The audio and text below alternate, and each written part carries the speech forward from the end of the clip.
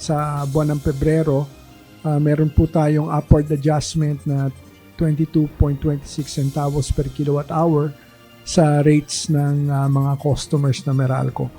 Matapos ang magkasunod na bawas singil sa kuryente, nag-abiso ang Manila Electric Company o Meralco na tataas ang babayaran ng kanilang customers ngayong buwan. Base sa computation ng power distributor, nasa 22 centavos kada kilowatt hour ang madaragdag sa monthly bills para sa buwan ng Pebrero. Nangangahulugan ito ng 45 pesos additional charge sa residential customers na may karaniwang konsumo na 200 kilowatt hour. Dagdag 67 pesos naman sa mga kumokonsumo ng 300 kilowatt hour per month. 89 pesos na dagdag singil sa mayroong 400 kilowatt hour monthly consumption. At 111 pesos naman para sa kumukonsumo ng 500 kilowatt hour kada buwan. Kaya para kay Milagros Sumera, panibagong adjustment na naman ang kanilang gagawin dahil sa inaasahang pagtaas sa bayad sa kuryente. Hirapan sa buhay, syempre. Ganun talaga.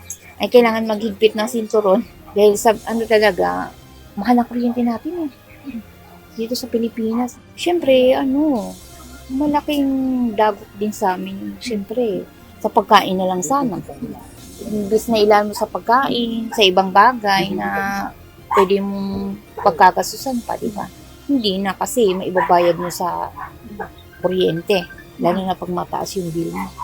Ayon kay Milagros, hindi lang ang pagtaas sa presyo ng bilihin ang kanyang pinapasan, kundi pati na rin ang kanyang kalusugan.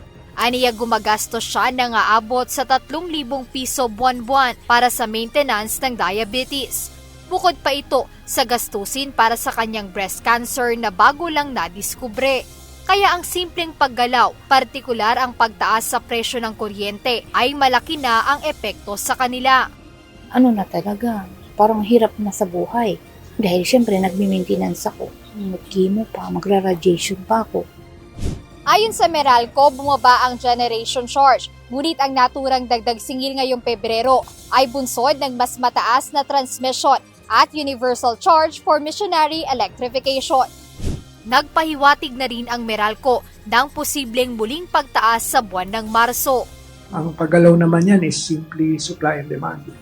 Once demand increases and more establishments, residential customers, commercial establishments will need electricity, asahan mo talagang may pressure na yan for consumption and prices to go up.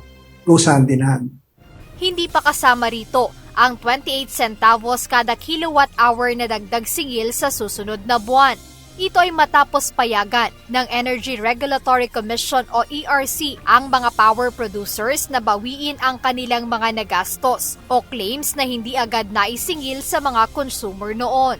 So, ibig sabihin, pagdating ng March, meron ng another sure na dagdag, yung 20, did you say 28?